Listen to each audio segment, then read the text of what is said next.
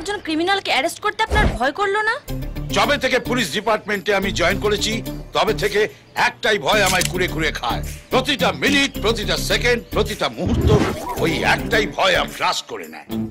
যদি কোনোদিন কোনো ক্রিমিনাল ধরতে গিয়ে আমার হাতে তার ফিরোজকে তো ধরলো জিতু, অথবা আর পাবলিসিটি পাচ্ছেও জামাইবাবু। স্ট্রোক হয়েছে, তাহলে তার This is not fair. আমারও একটা বউ আছে, আমারও একটা ছেলে আছে, একটা পরিবারের প্রতি ভালোবাসাটা আমি বুঝি। আমার বাইরেটা মা, শক্ত হলো, দেখো বাবা আবার দম দিচ্ছে। একেবারে তুলোর মতো নরম। কিন্তু স্যার ফিরোজের মতো একটা ডনের এলাকায় যেতে আপনার ভয় করলো না? ভয়, যারা মৃত্যুকে চোখের সামনে থেকে দেখেনি তারাই মৃত্যুকে ভয় পায়। আমি ভয় পাই না। আমার জুনিয়ররা আমায় বারবার করে বারণ করেছিল ওই এলাকায় যেতে, আমি শুনিনি, নিজে ঢুকে পড়েছিলাম। আমি আপনাকে গ্রেফতার করতে আসিনি, আমি কিচ্ছু করব না। আমি তো আপনাকে জন্মদিনের নেমন্তন্ন করতে এসেছি মাইরি। আমি আসলে ক্রিমিনালদের একটুখানি খেলাতে ভালোবাসি, তাই ওকে দিয়ে একটু হাত পা টিপিয়ে নিলাম। আপনার পায়ে পড়ছি মাইরি, আপনি আমাকে ছেড়ে দিন। ওর পরিবারের লোকজন আমাকে হাত জোর করে বলল, ও দাদা বলছি আপনি একটু বলুন না ফিরোজ ভাইকে যাতে আমায় ছেড়ে দেয়। কিন্তু কি করব, কপাল করে জন্মেছে তাই ভজনের হাতে পড়লো।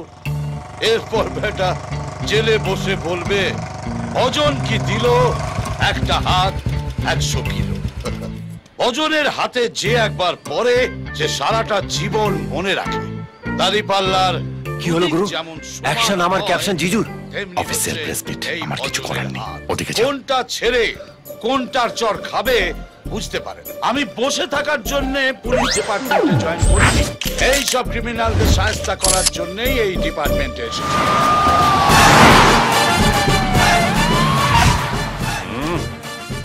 গাড়িটা কেটে একদম চিকনা লাগছে জিতু।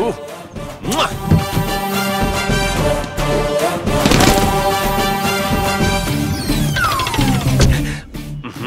কি হচ্ছে নাকি? মনে হচ্ছে যেন অটো থেকে নামছি। Built up Jitu, built up.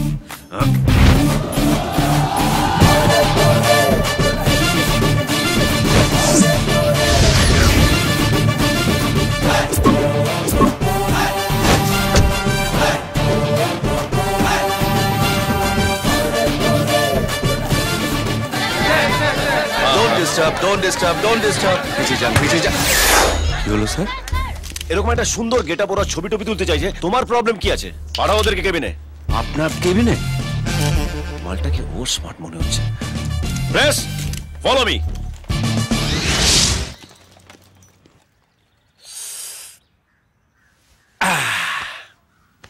বলুন কি জিজ্ঞেস করবেন? আপনি এতদিন কোথায় ছিলেন স্যার? আরে এটা তো কমন সেন্স। এত বড় একটা অ্যাক্সিডেন্ট হওয়ার পরে মানুষ কোথায় থাকতে পারে? হ্যাঁ, হসপিটাল। নেক্সট। গাঙ্গুলি ভাইয়ের পালানোর পেছনে নাকি আপনার হাত আছে? সত্যি? ওমা, এটা তো আমিও জানতাম না। বোকা প্রশ্ন। কিন্তু গাঙ্গুলি ভাই এখন কোথায়? এই ওর কনফিডেন্ট মালটা আবার চলে এসছে। জিতু সাবধান সাবধান। শোনা যাচ্ছে আপনি নাকি টাকা ঘুষ নিয়ে গাঙ্গুলি ভাইকে পালাতে সাহায্য করেছেন। এই দেখুন, আপনাদের কাছে কি ঠিকঠাক কোনো প্রশ্ন নেই? যদি টাকাই নিয়ে থাকতাম তাহলে ব্যাংকক বা দুবাই থেকে সেটেল হতাম না, এখানে এসে কাজ জয়েন করতাম না, সেটা কথা নয়। কথা একটাই, আগামী 48 ঘন্টার মধ্যে গাঙ্গুলিকে অ্যারেস্ট করে কেস ক্লোজ করে দেবো। আর এই ব্রেকিং নিউজটা আপনারা আপনাদের পেপারের ফ্রন্ট পেজে ছেপে দিন আমার একটা স্টাইলিশ ফটোর সাথে। ভয় পাবেন না, গুলি চালাচ্ছি না, পোজ দিচ্ছি, পোজ। Left, right, close. আজ আমায় স্বপ্ন দেখাবি আয়, এক নতুন গল্প শোনাবি আয়, তুই মিশে যা আমার কল্পনায়, তুই মিলে যা আমার গল্পটায়।